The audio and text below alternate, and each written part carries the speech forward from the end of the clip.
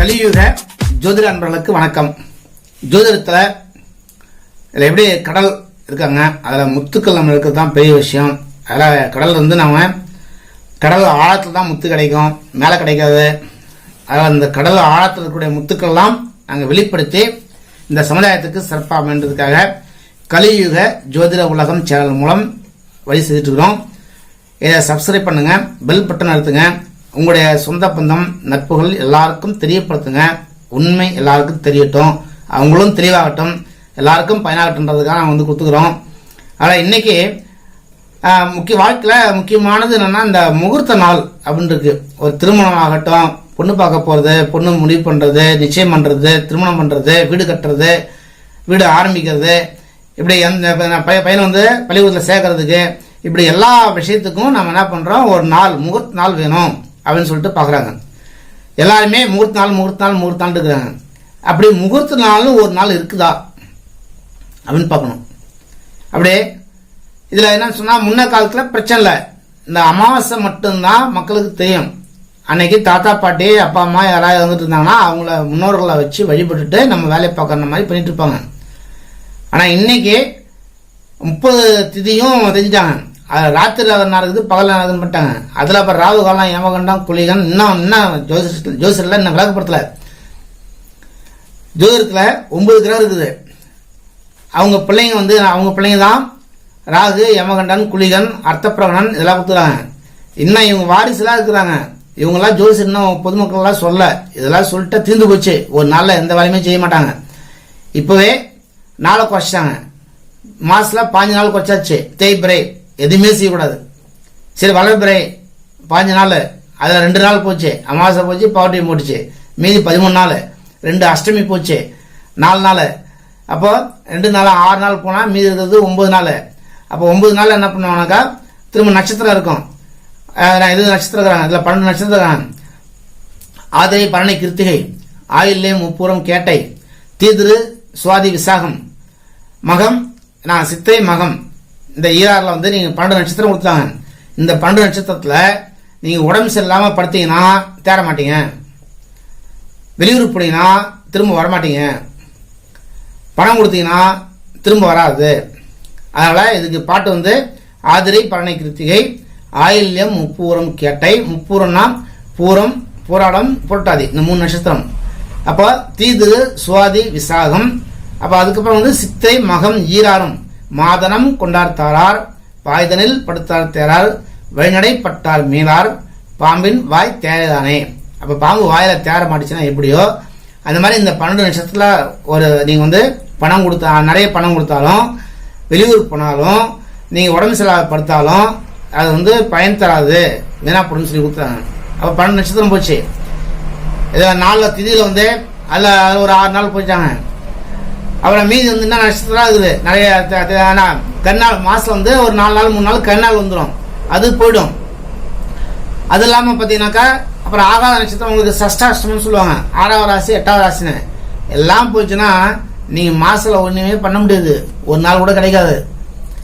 அப்படி முகூர்த்த நாள்ன்றது உங்களுக்கு தனியாக இல்லை. முகூர்த்த நாள்ன்றது என்ன சொல்கிறாங்கன்னா, அமாவாசை பாட்டியம், பௌர்ணமிக்கு வரக்கூடிய பாட்டியம், அடுத்து அஷ்டமி, நவமி இருக்கக்கூடாது, அதுக்கப்புறம் கரிநாள் அப்படின்னு இருக்கக்கூடாது. அப்போ அன்னைக்கு வந்து திதி ஒரு நட்சத்திரத்துக்கும் கிழமைக்கும் பலன் இருக்குது. மரண யோகம், சித்த யோகம், அமிர்த யோகம்னு சொல்லிட்டு 3 கொடுத்துக்கிறாங்க. அப்போ அந்த மாதிரி என்ன பண்ணா, அந்த 3ல் வந்து மரண யோகம் வரக்கூடாது. அன்னைக்கு நட்சத்திரமே எல்லாம் இருந்து கிழமையும் எல்லாம் இருந்தாலும் மரண யோகம் வச்சுன்னா அன்னைக்கு செய்யக்கூடாது. அப்போ இதெல்லாம் போக உங்களுக்கு அஷ்டமி, நவமி, அமாவாசை பாட்டியம், கரிநாள், உங்கள் மரண யோகம் இல்லாத ஒரு நாள் இருந்ததுன்னா அதை வந்து முகூர்த்த நாள் சொல்லி வச்சுட்டாங்க. அப்போ கெடுதல் இல்லாத இருக்கிறது முகூர்த்த நாள். முகூர்த்த நாள்னு சொல்லிட்டு தனியாக பஞ்சாங்கத்தில் கிடையாது, அந்த மாதிரி சட்டமே கிடையாது, அந்த மாதிரி சாஸ்திரமே கிடையாது.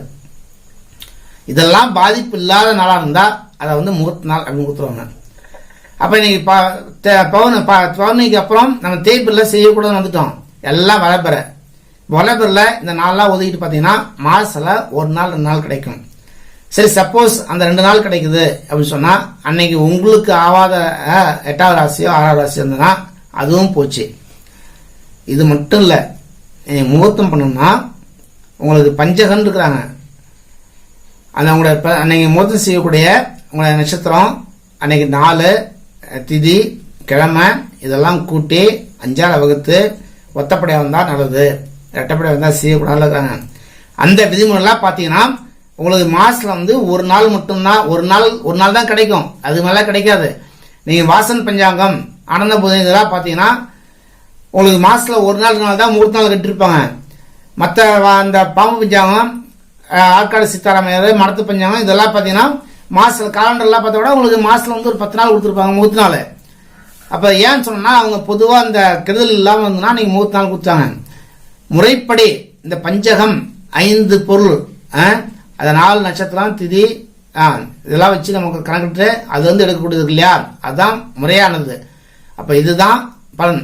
இதை பார்க்கும்போது உங்களுக்கு ஒரு நாள் தான் ஒரு மாசத்துல, இது ஒரு பக்கம் இருக்கிறாங்க. இது நமக்கு இருந்தாலும் நீங்க என்ன பண்ணா ஜாதக ரீதியா பார்க்கணும். எங்க போனாலும் இது எல்லாமே பொதுவான விஷயம். உங்க ஜாதகத்துப்படி உங்களுக்கு எந்த நேரத்தில் எப்ப இந்த கிரகங்கள்லாம் இருக்குது, எந்த திசையில் நடக்கிறாங்க, என்ன புத்தி நடக்கிறாங்க, எப்ப திருமணம் செய்யணுன்றதோ, எப்ப வீடு கட்டணுன்றதோ, எப்ப பள்ளிக்கூடத்தில் சேர்க்கலான்றதோ நீங்க ஜாதகப்படி முதல்ல முடிவு பண்ணுங்க. ஜாதகப்படி பார்த்துட்டு ஒரு திருமண நிகழ்ச்சி நடக்குதுன்னா கூட நம்ம என்ன பண்ணோம், உங்க ஜாதக ரீதியா போயிட்டு உங்க ஜாதகத்துல இந்த மாதிரி அஷ்டமி நவமி எல்லாருமே பண்ண மாட்டாங்க, ஏன்னா ஊரோட ஒத்து வாழும். அதனால பொது விஷயத்த நீங்க ஒதுக்குவாங்க. அப்ப உங்க ஜாதகத்தைப்படி நீங்க தேர்ந்தெடுத்த ஒரு மாசத்துல ஒரு 4 நாள் 5 நாள் முகூர்த்தம் வருது. அப்ப முகூர்த்தம் வருதுன்னா உடனே ஒரு முகூர்த்தம் 10 நாள் செஞ்சுக்கோம் அப்படின்னு போவாதீங்க. இன்னொன்னு, இன்னைக்கு எல்லாருமே ஞாயிற்றுக்கிழமையை தான் தேர்ந்தெடுக்கிறாங்க. கல்யாணம் வந்தாலும் வயகப்பா இருந்தாலும் எந்த ஒரு நிகழ்ச்சியா பண்ணாங்க ஞாயிற்றுக்கிழமை தான் வேணும்ன்றாங்க. ஏன்னு சொன்னா இன்னைக்கு அரசாங்க வேலை இருந்தாலும் சரி, தனியார் வேலை இருந்தாலும் சரி, அவங்களுக்கு விடுமுறை கிடைக்காது. 2வது தூரத்தில் இருக்கிறாங்க, போறது கஷ்டமா இருக்கும். ஒரு நாள் விசேஷத்துக்காக 3 நாள் லீவ் பண்ணணும். முதல் நாள் வரணும், அன்னைக்கு அந்த விசேஷம் அன்னைக்கு நம்ம லீவ் பண்ணோம், இவங்க போய் சேர்றதுக்கு அதுக்கு ஒரு நாள் போகணும். அப்ப இப்படிலாம் நிறைய பாதிக்கப்படுறாங்க.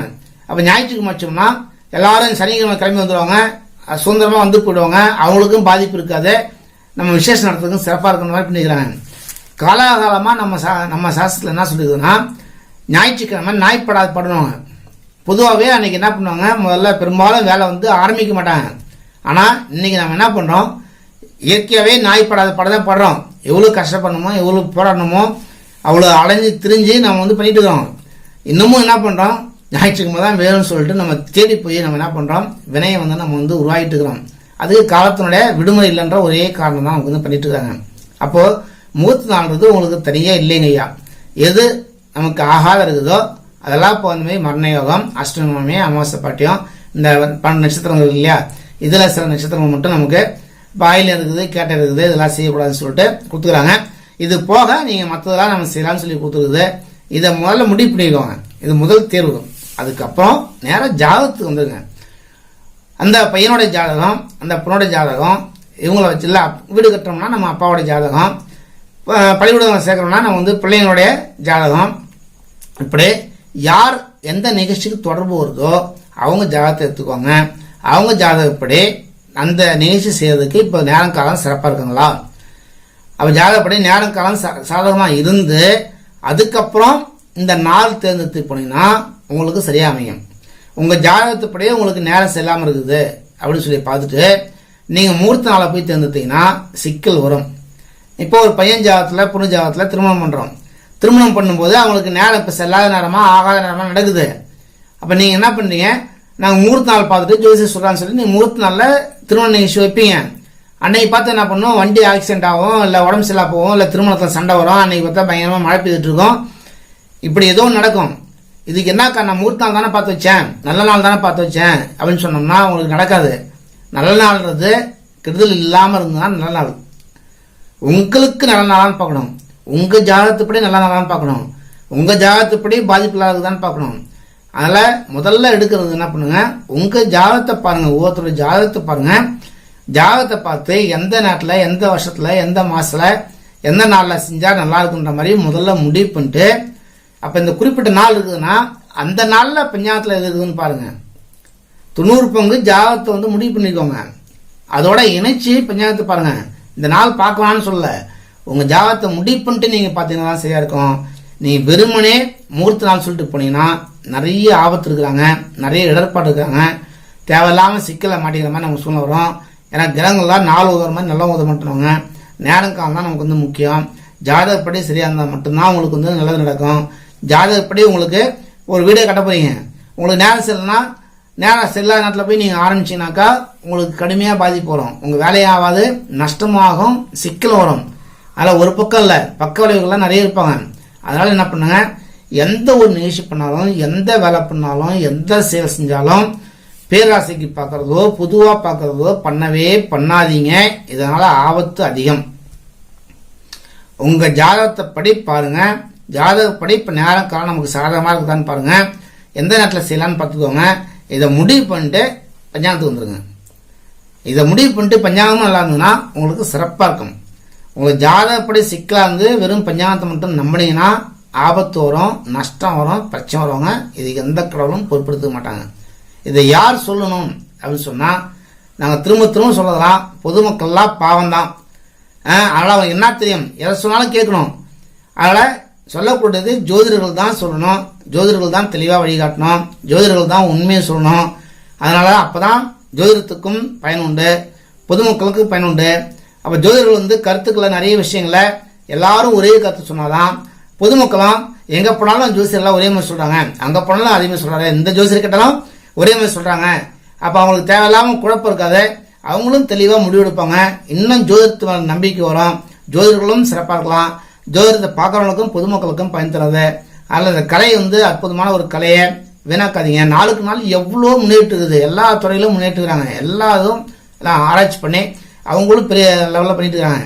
ஜோதிடம் மட்டும்தான் இன்னும் நாம இன்னும் கீழே இழுத்துட்டே போயிட்டு இருக்குது, பின்னோக்கி போயிட்டே இருக்காங்க. அதெல்லாம் வேண்டாம், முன்னோக்கி போறதுக்கு நாமளும் முயற்சி பண்ணுவோம். அற்புதமான மற்ற கலையை விட உலகத்துல எல்லா துறையை விட சிறந்த துறை ஜோதிடத்துறை. அதில் இந்த ஜோதிடத்தை சிறப்பாக நம்ம எடுத்து சிறப்பாக பயனாக்கி பொதுமக்களுக்கும் பயனாக்கும். பொதுமக்களும் வாங்க, உண்மையை உணருங்க, மற்றவங்களுக்கும் சொல்லுங்க. இந்த மாதிரி அலைஞ்சு திரிஞ்சு வீணா போகாதீங்க. கொஞ்சம் நிதானிங்க, நின்று நிதானிச்சு கொஞ்சம் முழுமையா தெளிவா பார்த்து நேரங்காலத்தை பார்த்து நீங்க நடந்தீங்கன்னா பாதிப்பையும் குறைச்சிக்கலாம், நல்லதையும் கூட்டிக்கலாம், வாழ்க்கையும் சிறப்பாக இருப்பாங்க. அப்பதான் எல்லாருக்கும் நமக்கு நன்மை கிடைக்கும். எல்லாரும் நல்லா இருக்கிறதுக்கு தான் வழி கொடுத்துருது.